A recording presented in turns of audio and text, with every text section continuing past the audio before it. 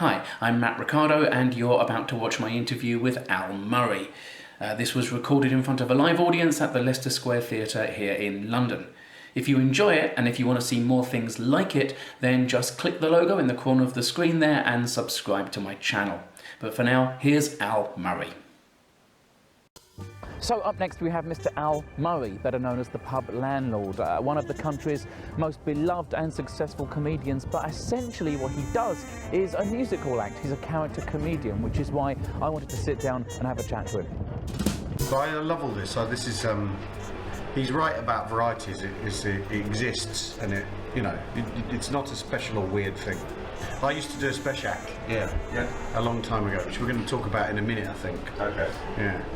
Which is a very odd one that's hard to explain. Which we're going to hear now. Which we're going to hear now, yeah. I think we're on. Alright, cheers. You're done with me? Yeah, brilliant. Please welcome Mr. Al Murray.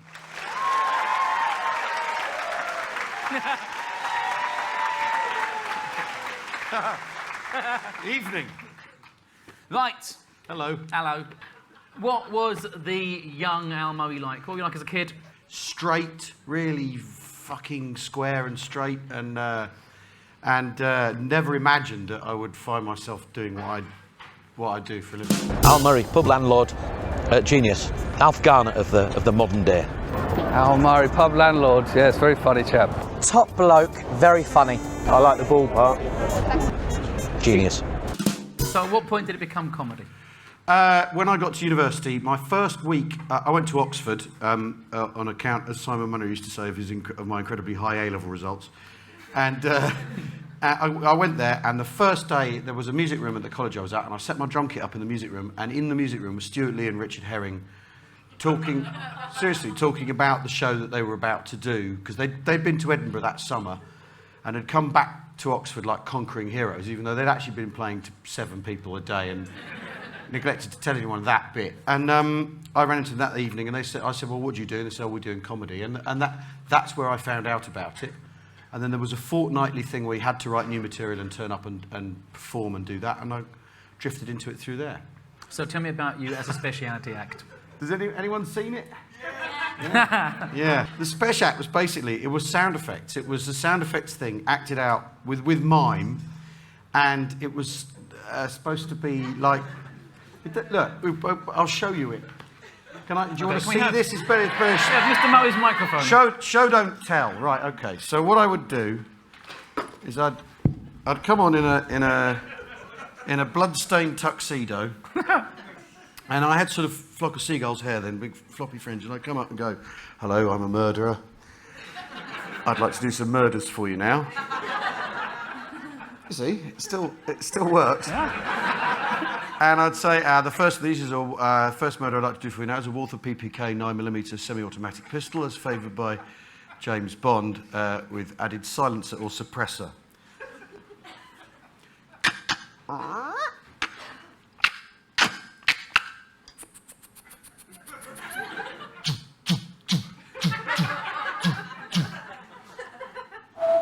And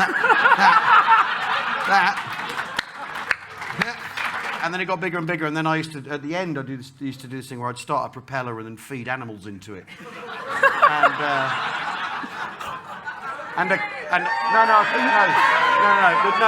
I would do it, but I just cannot remember the patter. I can't remember and it's nothing without the patter. I mean, like your act, without the... How dare you, sir! Get off my stage! No, without the patter, it is literally someone going... like that. And I have a degree from Oxford, and I'd be on a stage going, thinking to myself, maybe this is the wrong turn I've taken here. And in fact, I mean, this is the reason I wanted to have you here, because both your sound effects act and the thing for which you are better known, they're both very much variety musical styles of performance. It's sound effects. It's what they would call an eccentric special act, and now it's character comedy used for satire, which is a musical staple. I fell in with Harry Hill when we were both writing on Radio 4. Used to have this program called Weekending, and they had an open writing thing on a Wednesday, which was like a soup kitchen, and people would come in off the street and submit ideas on the week's news, and it was classic satire writing. So the sketch would always start, Prime Minister, you wanted to see me. And that's what you'd have to write. Yes, Foreign Secretary, please sit down. And that's how the sketches were all, what they'd all be like. And Harry came in one week, and it was when Leaves on the Line first happened. Right? It's that long ago. Leaves on the Line is like a race memory now. It's like a cultural memory. But it actually once happened. There were Leaves on the Line and the new trains. And my dad worked for the railway at the time, and I was furious that everyone was laughing at this because it was new light rolling stock that everyone wanted. And much safer, much quicker. But these leaves, and it's Leaves on the Line and wrong kind of snow because it was that same period. And Harry came in and he pitched a sketch about a giant conker that had rolled down in front of a tunnel. And so I thought, well, this bloke, he's not like the others. And so we started hanging out. And then when he went to Edinburgh, I'd do the voices and stuff backstage, which is how I ended up doing the Big Brother Alan thing in the TV show with him. And I'd do voices off stage, a bit of going about, fooling around. And we had this little band, the Pub Band, which was me, him, and his mate Matt. And one evening, I said, well, why don't we go down to the old cabaret bar at the old Fringe Club in Edinburgh, and play there and do a show. And we talked our way in and we played. It went really well. So the next year we came back to Edinburgh with a show called Pub International, or Pub International, like Club International, which is a defunct porn mag, I think. Did a show which had Harry doing some stand-up, Matt and him, Harry and Matt doing this weird dance in a thing they called the Two Simon and Garfunkel, where they danced together to a Burt Bacharach tune or something, or Herb Alpert. Then we had a film, a movie, and the pitch of the movie is when will there be a harvester for the world? When will the world go down the pub together and realise it hasn't got any, that if we all just had a pint together, everything would be all right, right? And then the band would come on and play at the end. The whole thing was about getting the band on the end, all tilted towards that. And when we got to Edinburgh, we didn't have a linking device, and I hadn't come up with something. And I tried something that hadn't worked, a character thing, it didn't work. And the night we started, and we're behind there in the dressing room with the room filling up, in a venue not dissimilar to this kind of vibe, at the cabaret bar at the Pleasance. I said, well, how about we say that the compere hasn't turned up, and the barman, the landlord in this bar, has offered to fill in. And that was 5 minutes before we started. And Harry went, well, yeah, whatever, because he was looking at his set. And I went on and went, well, cheers! And this thing just started coming out. We did 2 weeks, 3 weeks of that show, and by the end of it, I had half an hour patter out of material, realised I could write this thing and it would work. And then we went on a big tour, did 70 dates, and by the end of it, I had an hour and a half of material just from having to do it. It's that thing of, I didn't have time to think of what's it going to be. I had to do it, and Harry worked very hard and had a high standard, and I thought, well, I'm going to have to pedal hard to keep up. And that's where the Pub Landlord came from, completely by accident. And that's why he hasn't really got a name. It gets called Me, but that's a fuck up that I haven't remedied. How long have you been doing it for now? Well, 20 years. Yeah. Next year. It was meant to be Al Murray's Pub Landlord, or as the Pub Landlord. And so the idea, if I wanted to do someone else, it would be Al Murray's other thing, airline pilot or whatever.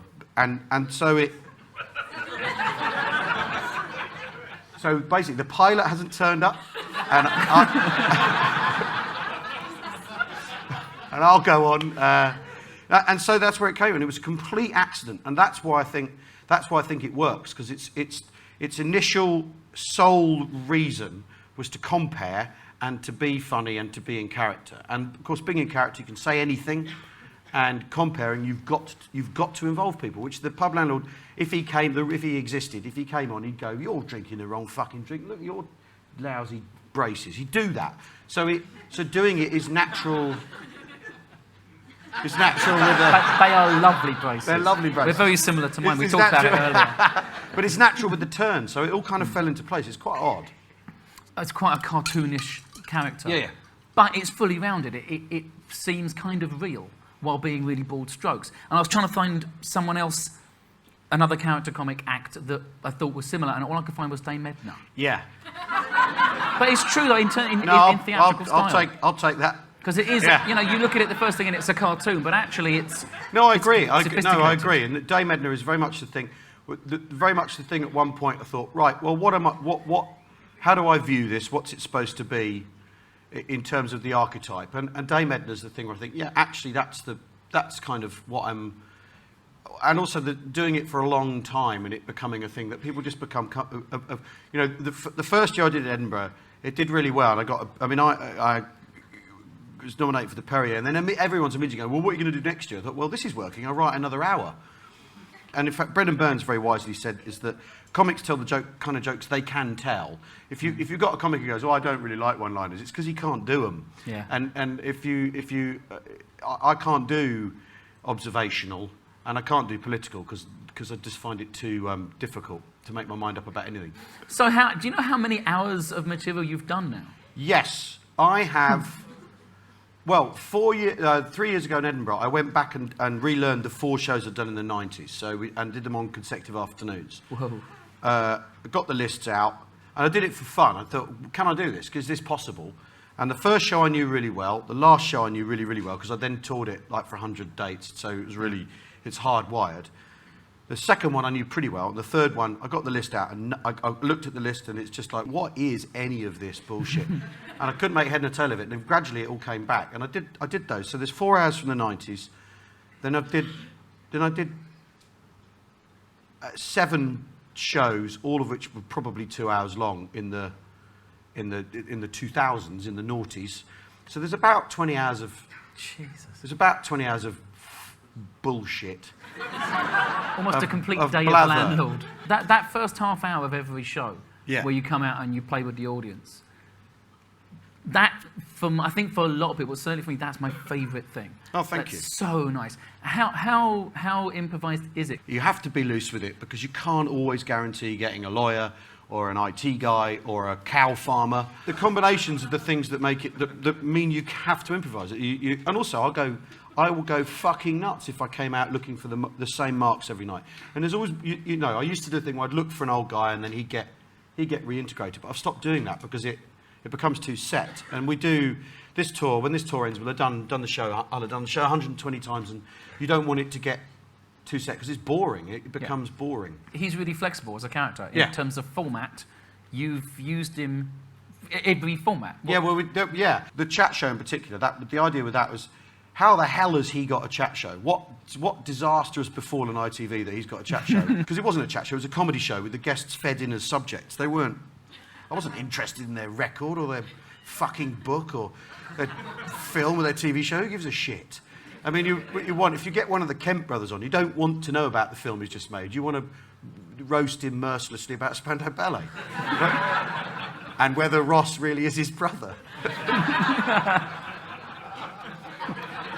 That show, that was really good because we had Buzz Aldrin on at the end, and we had yeah, exactly. So Yeah. we had Martin Kemp, Jodie Kidd, and Buzz Aldrin, and I'm like, Jesus. yeah, I know, completely ridiculous. So I'm halfway through the Martin Kemp interview, and the thing is when you do the research chat, they've got all their anecdotes, and you watch the talk shows they've done before, and they've got all their anecdotes. And you know if you ask them a question, they're going to go into regurgitate mode. And they do, like Parky does. Parkinson's classic thing with someone like Michael Caine is go, so, Grand Inquisitor style, so tell me, how did you get the part in Zulu? And then Michael Caine will tell you the story. I was in a restaurant and Cyan, whatever, We've heard it. Who gives a shit? It's 50 years ago, and the infantry weren't even Welsh. Anyway, the point is, they weren't. It's a fabrication of the movie. Anyway, so what we decided to do is you could do that. So with Martin Kemp, I asked him a thing, and he gets going on the anecdote, and I said, actually, you know what? We haven't got time for that. I've got a bloke who went to the moon in a minute, and I'm not really interested in. And I did that to him, and I did it to Jodie Kidd as well. Yeah, but you're just a model. Who cares? I got a bloke who went to the moon. Shut up. We've got to go to the break. I got one of the second man on the moon. Shut your face. It was really funny. The power that a character gives you to be incredibly rude. Yeah. That armour of having a character. Yeah. Fucking amazing. Yeah, no, it's the thing we used to do as well. If you had a musician on, you'd sing. I'd do that thing of singing the hit and banging my leg, So one of the spies goes, "Tell me what you want, what you really, really want." Tell me, in her face, ziggy, cigar. Oh, you must never tire of that. And then again, and do another one. Mama, I love you, like that. And Because the problem is so much of the stuff that's fed through the showbiz sausage machine is essentially dreck. And so to get the chance to go in its face, it made for some quite eggy green rooms afterwards, though.